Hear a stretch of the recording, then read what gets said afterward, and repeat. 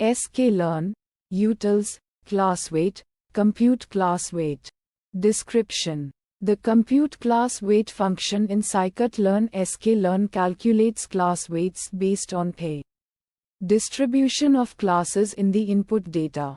This is particularly useful for addressing class imbalance in classification tasks, where some classes have significantly fewer samples than others. Inputs. Class weight. This parameter specifies the type of class weight computation to be used. It can take one of the following values.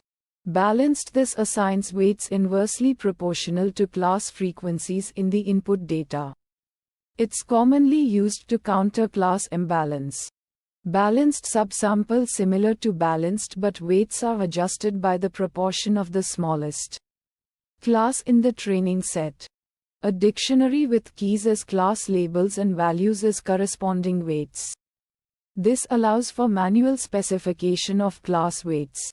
Why? This input is a 1D array containing the target class labels for the training data. Outputs. Class weights. A 1D array containing the computed class weights. The length of this array is equal to the number of unique classes in the input data. Each element corresponds to the weight assigned to the respective class. Steps. 1. Class frequency analysis. The function first determines the frequency number of instances of each class in the input target labels y. 2. Weight calculation. Depending on the specified class weight value, it applies the appropriate weighing scheme. Balanced weight. Number of samples in class. Number of unique classes. Balanced subsample weight. Number of samples in smallest class. Number of samples in class. Number of unique classes. 3.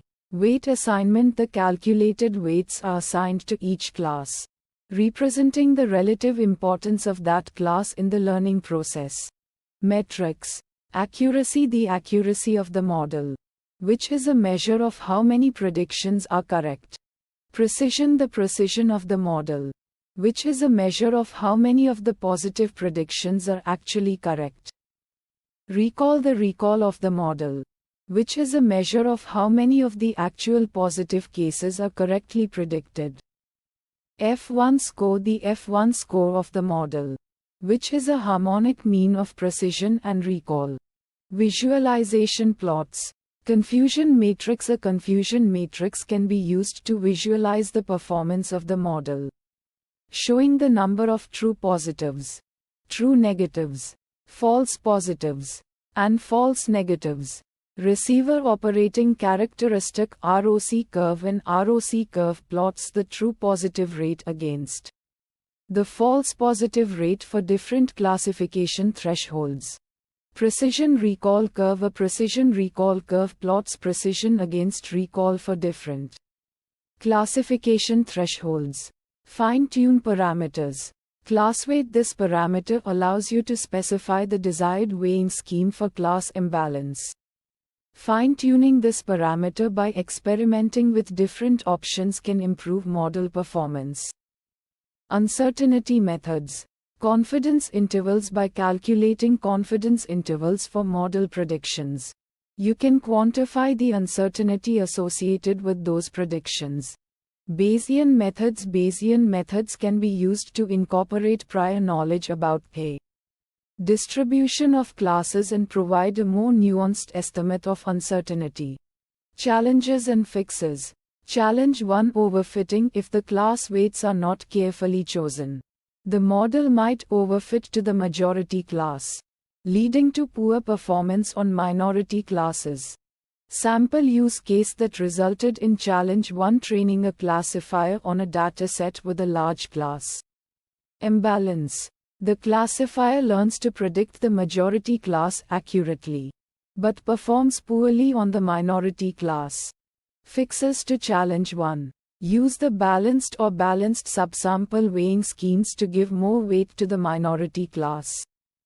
Use techniques like oversampling, undersampling, or synthetic minority oversampling techniques to balance the data before training the model.